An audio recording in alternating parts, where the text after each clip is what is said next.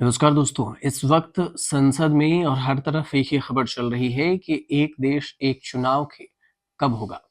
कब होगा इसके लिए तो वक्त है, लेकिन इससे पहले जो विवाद हुआ संसद में, जब सरकार इसे पेश की मंजूरी के लिए वोटिंग हुई, तो उसके बाद ये बताया गया कि इस पर बातचीत हो सके। लेकिन बातचीत और विवाद के तुरंत बाद सरकार थोड़ी सी भी रिस्क नहीं लेना चाहिए और 31 सदस्यों की जेपीसी बैठा दी है। जेपीसी मतलब ज्वाइंट पार्लियामेंट कमेटी। अब ये कमेटी तय करेगी कि ये वन नेशन वन इलेक्शन देश में लागू होना चाहिए या फिर नहीं। अनुराग ठाकुर और प्रियंका गांधी जैसे सांसदों को भी इस जेपीसी में शामिल किया गया है। इस कमेटी के अध्यक्ष बीजेपी के सांसद पीपी चौधरी होंगे। One nation one election bill को लोकसभा में स्वीकार कर लिया गया और इसे जेपीसी में भेजा गया है, संयुक्त संसदीय समिति के पास। इसमें विपक्ष, पक्ष सभी और एक्सपर्ट सब मिलाकर इसके सदस्य होते हैं, मेंबर होते हैं और उसके बाद इस कमेटी की गठन की जाती है। जेपीसी की सिफारिशें मिलने के बाद अब नरेंद्र मोदी सरकार की अगली चुनौती इसे संसद में पास कराने की होगी, क्योंकि संसद में पास कराना सबसे बड़ी चुनौती है। कई बार ऐसा भी हुआ है कि जेपीसी में कोई भी मुद्दा पहुंच जाए और वो वहीं पर पेंडिंग भी रह जाता है। चूंकि वन नेशन वन इलेक्शन से जुड़ा बिल है, संविधान संशोधन विधेयक भी है, इसीलिए लोकसभा और राज्यसभा में इस बिल को पास कराने के लिए विशेष बहुमत की आवश्यकता होगी। अनुच्छेद 368(2) के तहत संविधान संशोधनों के लिए विशेष बहुमत की आवश्यकता होती है और इसका अर्थ ये होता है कि हर सदन में यानी कि लोकसभा और राज्यसभा में उपस्थित और मतदान करने वाले सदस्यों की 2/3 बहुमत इस विधेयक को मंजूरी देनी होगी।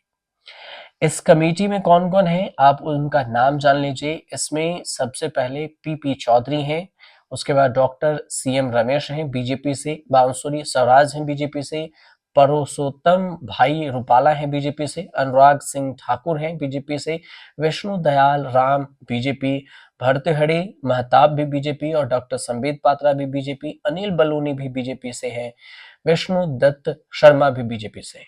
अब ये पक्ष, सत्ता पक्ष। अब विपक्ष के बाद विपक्ष से प्रियंका गांधी वाड्रा हैं कांग्रेस से, मनीष तिवारी हैं कांग्रेस से, सुखदेव भगत हैं कांग्रेस से, धर्मेंद्र यादव हैं समाजवादी पार्टी से, जो अखिलेश यादव के भाई भी हैं, कल्याण बनर्जी हैं टीएमसी से, और फिर टीएम सेवान गणपति डीएमके से हैं और जीएम हरीश बालयोगी टीडीपी से, और सुप्रिया सुले भी हैं जो एनसीपी शरद पवार गुट की नेता भी हैं और शरद चंद्र पवार की जो बेटे भी हैं। श्रीकांत एकनाथ शिंदे शिवसेना गुट से हैं, चंदन चौहान आरएलडी से हैं और बालाश्वरी वल्लभने भी हैं जनसेना पार्टी से।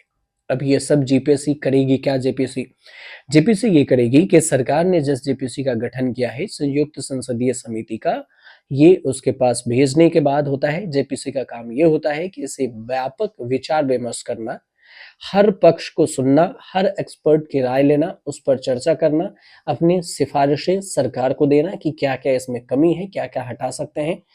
वरिष्ठ अधिवक्ता के अनुसार ये भी है कि जेपीसी की जिम्मेदारी है कि वह डिटेल्स में इस पे विचार करे, भारत के लोगों की राय को समझे, भारत के लोग क्या कहते हैं, वन नेशन वन बिल पर क्या चर्चा हो रही है। तो यह बिल, ऐसा कहा जा रहा है कि यह बिल भारत के संघीय ढांचे, संविधान के मूल ढांचे, लोकतंत्र के सिद्धांतों को लेकर बड़े पैमाने पर कानूनी और संवैधानिक बहस छेड़ चुका है। आलोचकों का यह भी मानना है कि राज्य विधानसभाओं के चुनाव के लोकसभा के साथ कराने की राज्यों की जो स्वतंत्रता है उस पर भी असर पड़ेगा और सत्ता के केंद्रीयकरण की स्थिति भी बनेगी। कानून के एक्सपर्ट इसे इस नजर से भी देख रहे हैं कि क्या यह प्रस्ताव संविधान की बुनियादी विशेषताओं जैसे कि संघीय ढांचा, लोकतांत्रिक प्रतिनिधित्व को प्रभावित करता है। कई सारे सवाल हैं जिसको लेकर जवाब अभी ढूंढा जा रहा है। कमेटी की तरफ से भी इस पर विचार की जा रही है और इसको लेकर ही जेपीसी का गठन किया गया है। जेपीसी कब तक फैसला करती है ये भी देखने वाली बात होगी, क्योंकि कई बार जेपीसी में कई लंबे लंबे वक्त भी लग जाते हैं। फिलहाल आपको जानकारी ऐसी लगी हो तो चैनल को सब्सक्राइब कीजिएगा, शेयर कीजिएगा और कमेंट कीजिएगा।